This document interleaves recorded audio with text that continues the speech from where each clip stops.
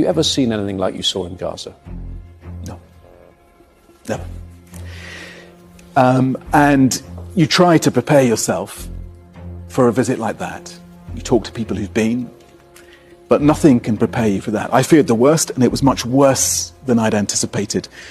And it's just wasteland for miles and miles and miles.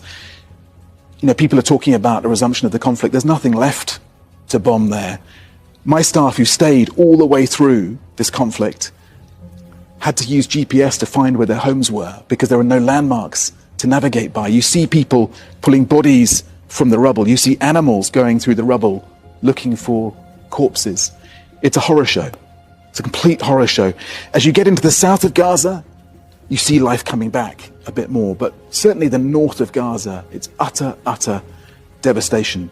And yet, everyone I met said, we're determined to stay, give us a tent, give us some fuel, we'll rebuild our lives. President Trump, of course, has his plan where he says he wants to remove the people of Gaza. The UN's been very clear that it does not agree with that. What's your view in that? Can people stay in place while Gaza is rebuilt? Well, I mean, the conditions are absolutely devastating. And, you know, it's hard to imagine how people are managing to survive there. But I think we should ask the Palestinians, as I did. And the people of Gaza are finding ways to survive. They've survived months and months of this devastating conflict, and now they're surviving in the conditions they're in.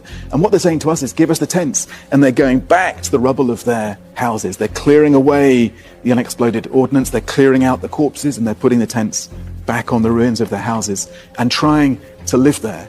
So President Trump is right that the conditions are horrific for human life. But amidst that despair, people are trying to rebuild their lives.